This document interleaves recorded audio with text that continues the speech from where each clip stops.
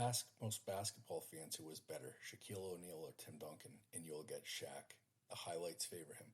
The personality favors him. The image of a 325-pound man catching a lob and destroying a backboard is more vivid than a bank shot off the glass from the elbow, even if the bank shot happened 19 times a game for 19 seasons without error. Both won 15 All-Star appearances. Both won 3 Finals MVPs. Duncan won 5 championships to Shaq's 4. By most traditional measures, they're roughly comparable. The formula disagrees sharply. Tim Duncan, regular season 133 net wins, another 10.5 in the playoffs for a combined 143.5. An average season of 7 with a peak of 10.49. Shaq, regular season 93.6 net wins, playoffs 8.2, combined 101.7 with a peak of 11.54. Duncan leads in every career metric. His regular season totals 39 net wins higher. His combined totals 42 net wins higher. His per season average is more than 2 net wins higher. They played the same number of seasons. The gap is not close.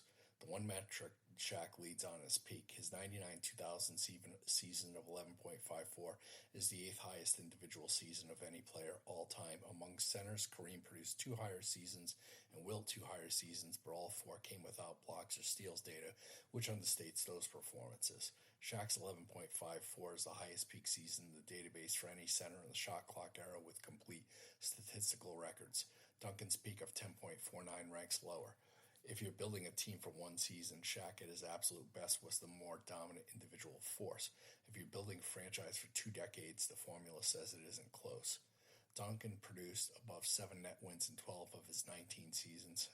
He never had a season below 3.66 until his final year at age 40. His floor was elite. His consistency across nearly 2 decades on good Spurs teams is one of the most remarkable career arcs in the database. Shaq's season log is the more volatile. He had 4 seasons above 6 in his first 5 years, then the Lakers dynasty, then a gradual decline with occasional strong seasons mixed in. His 1.19 in 06-07, 1.24 in 08-09, and .96 in 2010-11 reflect the player who stayed in the league past his effective window. Duncan's equivalent late career seasons were 5.07, 6.27, and 5.07, still elite production at ages 39 to 40. The free throw line explains some of the gap. Shaq shot 52.7% from the line for his career. The formula counts every missed free throw as a negative action. In a career where he attempted 11,252 free throws, missing 5,317 of them created a significant drag on his numbers. Duncan shot 69.5% from the line. That difference accumulated over 19 seasons amounts to several net wins per year. In regular season games against each other, Duncan went 18 and 14. In the playoffs, they split 15 and 15 across their 6 series. The Spurs swept the Lakers in 99 before Shaq's peak. The Lakers eliminated the Spurs in 2001, 2002, and 2004. The Spurs won in 2003 when Shaq's team was diminished.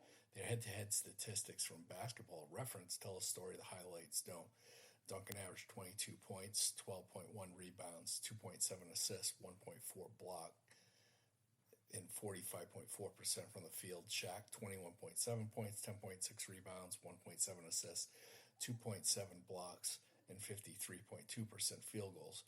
In the playoffs, 30 games that they played against each other, Duncan had the edge with 25.6 points, 13 rebounds, 3.8 assists, 2.4 blocks, 48.4% from the field. Shaq, 22.4, 12.8, 2.2 assists, 2.8 blocks, 52.8% field goals. Duncan outscored Shaq in both regular season and playoff head-to-head matchups. And the playoffs, particularly Duncan averaged. This audio was created with async.com. Playoff head-to-head matchups. And the playoffs, particularly Duncan averaging 25.6 points and 13 rebounds per game against the best team Shaq was ever on. Shaq shot more efficiently from the field in both settings, but Duncan's greater volume of attempts at lower efficiency still produced more points. The player the public considers more dominant was outscored by the quieter one in almost every game they shared a floor. What is the argument for Shaq? The honest case for Shaq is this. At his peak, he was the most physically dominant player the sport has ever seen, and the formula confirms it. His 99-2000 season of 11.54 is the highest peak season in the database database for any center with complete statistical records. No defensive scheme, no double team, no rule change. Fully solved him when he was healthy and motivated. Teams literally restructured their entire rosters around the problem of stopping him and failed anyway. He also changed basketball in a way Duncan did not. The hack-a-Shaq strategy, intentionally following him to exploit his free throw weakness, became a league-wide tactic deployed against a single player. That has never happened to any other player before or since. His influence on how teams built and played is a measure in ways no formula can capture. His 3 finals MVPs came on teams that needed him more than any individual role player. Pat Riley said he never coached anyone as physically dominant. Phil Jackson called him the most powerful force he had ever seen on a basketball court. The argument for Duncan's the career, not the peak. The peak belongs to Shaq. The argument's what Duncan produced across every season, including the ones nobody remembers. His 7 career average is the second highest in the database amongst players with at least 15 seasons. He was the best or second best player on a playoff team every single year of his career. The Spurs never missed the playoffs when Duncan was their centerpiece. He won championships in 4 different decades with meaningfully different supporting casts. Greg Popovich, who coached him for 19 seasons, said the best player I ever coached, the most reliable, the most consistent. Every single night, you knew exactly what you were going to get. That reliability is what the formula measures better than any other quality. Both played 15 All-Star games. Duncan won 5 championships, Shaq 4. Both won 3 finals MVPs. Duncan won 2 regular season MVPs to Shaq's 1. Duncan earned 15 all-defensive team selections, including 8 first team. Shaq earned 3 all third team. That defensive disparity is one of the most lopsided comparisons between 2 all-time greats in the history of the award. Shaq, who made a career out of psychologically dismantling opponents, admitted Duncan was the one player he could never crack. In his book, he wrote, "The Spurs won because it's Tim Duncan, a guy I could never break. When I went at Tim, he'd look at me like he was bored." He added elsewhere, "Whenever I run into a Tim Duncan fan who will claim Tim Duncan's the GOAT, I won't disagree with him." That's not the kind of thing Shaq said about most people. Duncan, true to form, never played that game in public. His assessment of Shaq, he's a monster. He changed the way you play the game.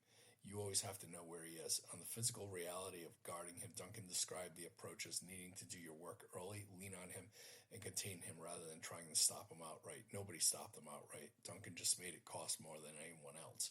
2 players who genuinely respected each other, neither willing to claim superiority over the other in public. The formula had to settle it instead. Composite ranking, Duncan number 2, Shaq number 8. Combined net wins, Duncan by 42. Career average, Duncan by more than 2 net wins per season over 19 years. The public perception has Shaq ahead or even. The formula disagrees by a significant margin. The reason is not that Shaq was less dominant at his peak. He wasn't. The reason is that Duncan's floor was higher, his free throw shooting was better, his late career remained productive, and the formula counts all 19 seasons for both of them. Shaq's 8th all-time. 8th is not a consolation prize. It means the formula sees 7 players in 80 years of professional basketball who contributed more to winning. Duncan's one of them. Most of the others are players Shaq would have agreed were better. Duncan would not have said he was better than Shaq. He never said much of anything publicly about the comparison. He would have shot a bank shot off the glass and let somebody else have that conversation. The formula had it instead.